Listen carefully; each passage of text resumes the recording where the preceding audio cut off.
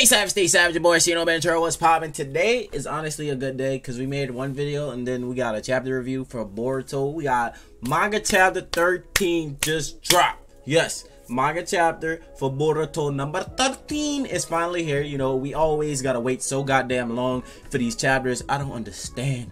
Like, why does it take so fucking long for a chapter to come out? We gotta literally wait a month every time, like that. So it usually comes out on the 3rd. So last night I was actually checking around to see if it was out, and then I saw it was out, so I was planning on making these 2 videos today. Anyway, I just ain't tell you guys about it before, and I know somebody else in the comments was like, hey, you should do a review to chapter 13. I was like, hey, I was planning on doing that anyway. So with that being said, if you guys would like to read the manga, go ahead and Google that shit before you watch this video, because if you don't, you will get spoiled. You will be upset with me talking about Shino. There are spoilers. I am so tired of you, and yada yada yada, etc etc etc. For those who read the chapter and would like to discuss with me, make sure you hit that like button. If you're new to the channel, subscribe for daily content. With that being said, let's get into today's manga review and let's get it. Whipping all this double bitty chopper. We fuck all you bitches at the trapper. I can't trust you, I can't give you real address. I can't trust you, I can't give you real address. They don't mean that be like Jerry Stacker. I might fall in love with my trappers. Alright, so as you guys know, things with this chapter has to be heating up, because you guys remember in the beginning of the last chapter we saw Boruto going on bodyguard duty, kind of like a bromance with Tento. You know, he was basically protecting Daimo's son, you know, Daimoyo's, how do you pronounce that shit? They was just protecting his son. He was being a bodyguard, so it was kind of like on some bromance shit, you know what I'm saying? And then before that we found out about the Mugen, who basically was like this rogue ninja group and shit like that, and it was kind of like his Zabuza arc. This was basically Boruto's Zabuza arc, because he had to go ahead and bodyguard Tento, and you know, he had to go ahead and stop this bad guy. So eventually, you know, we knew things were gonna come to a climax. We knew things were gonna pan out the way that they're panning out. We knew that it was gonna find its way to this place, you know, because in the last chapter it kind of hinted at different shit like that, and then we saw the butler on some sneaky sly shit, you know what I'm saying? He was always on some super creep shit, so we just kind of knew that something was gonna go left. So basically,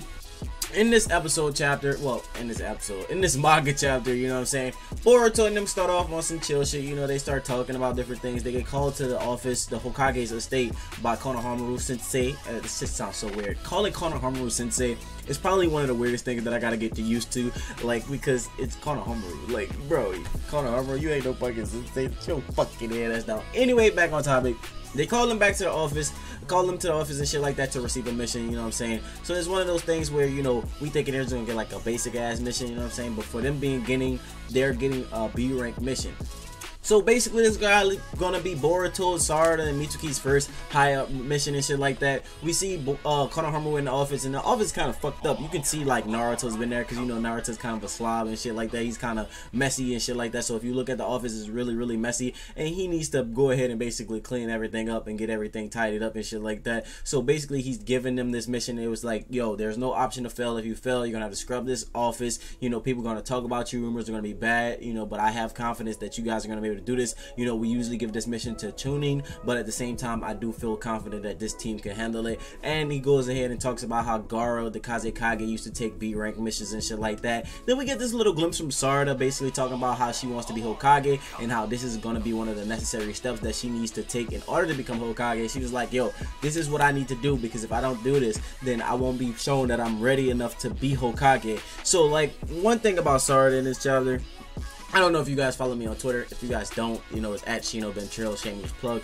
But like, before I even got super engulfed in this chapter, like in the first few pages, there was this picture of Sarada, like a little bit after they were talking in the office, and they super sexualized. I'm talking about, she had on like it wasn't even a shirt, son. It was literally like some shit that just covered her tits and like some high ass booty shorts. And I was just like, what the fuck is this, bro? Like, what? Like, why is Sarada so sexualized? Like, I do know it's towards after the tuning exam, so I do believe they're a little bit older, but she's like 12 to 14, bruh, in this manga. And like, they're making Sarada look like a super duper thought. Like, this shit is probably the most disturbing shit ever. Like, if you guys go look at that picture I posted on Twitter, you guys will be like, yo, Shino, what the fuck is that? You know, I don't really want to post anything from the manga on the video, because that's kind of copyright. Everybody goes nuts behind that shit, because it's like, oh, you sharing the manga before people could buy chapters and shit like that.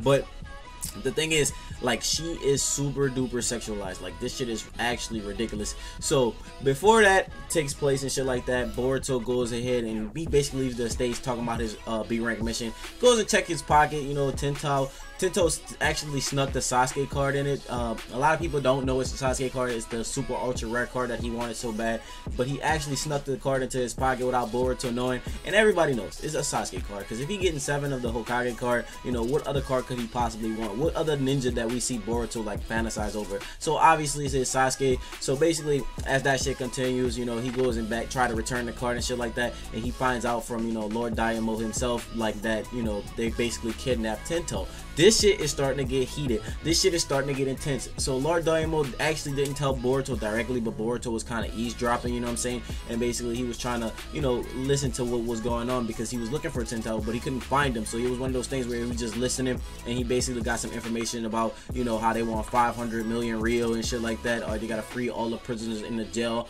or something's gonna happen to the kid, you know what I'm saying? Or it's basically a ransom and shit like that. So he didn't want to notify the Leaf Village because he's smart. He's on some goon shit. He basically knows what's up before it actually go down. He was like, look, we can't notify you. We can't notify the Leaf Village because it's 9 out of 10 there's a spy in our midst. They basically know what's going on with us. You know, basically they're criminals and shit like that. And they basically probably got somebody on the Leaf Village's team, or probably in our team somewhere. We need to weed out the bad guy before we can make any actions and let the Hokage know. But the whole time Boruto was listening, and they didn't realize Boruto was listening. So, you know, Boruto was getting the info, he was getting the intel, and, you know, he heads over to Sakura. And, I'm not Sakura, Sarada. Damn, that's crazy. He heads over to Sarada and he lets her know, look, I understand we got a bigger rank mission tomorrow. I do apologize, but I will not be able to make this mission. I am really, really sorry. But before that, we see Sarada actually training with like kunai spears, or some Haku shit. You know, she had like these needles, and she was like throwing them on a dartboard, and she was like hella precision. Like, she was hella accurate with all that shit. And I was just like, whoa, you know, Sarada actually, you know, she got some skills, she put in that work. But prior to that, you know, it's one of those things where she's just over sexualized and it just fucks up everything about her, because it's like, god damn, Sarada, you a little ass kid, what the fuck? Like, I was just like, I just didn't, it just wasn't one of those things where I really enjoyed it. I just was on some shit like, what the fuck is going on? So basically we see, you know, Boruto telling her what's going on. Then she like does this weird ass face and lets Boruto know, like, hey, she's like, well, not lets Boruto know, but she was like, Boruto is Shaniro or Shaniro or something. Sakura used to say, I forgot, Sakura used to say that shit a lot, and they used to talk about how, like, she used to always say that shit to his Naruto or to her Sasuke, you know, some shit, like some weird shit. And it was kind of like she was on some flirty shit, because she put her glasses in her mouth and shit, and she made like this like lovey-dovey face and shit like that. It was like she's about to suck the soul out of Boruto's image, and I was just like, what the fuck, bro? Like, you can see how Sarada is slowly starting to fall in love with Boruto just from like that happening in that chapter. Like, the Sarada Boruto ship may actually be realer than the class rep ship with Boruto, because this shit is just like super strong. Like, and it might be one of those things where, you know, she might like Boruto, but Boruto don't like her and like somebody else. It might flip the script, kind of like how, you know, Naruto used to like Sakura, but Sakura like Sasuke. That shit's gonna be so fucking funny if that shit pans out that way. But anyways, back to the chapter. I'm a little bit off topic.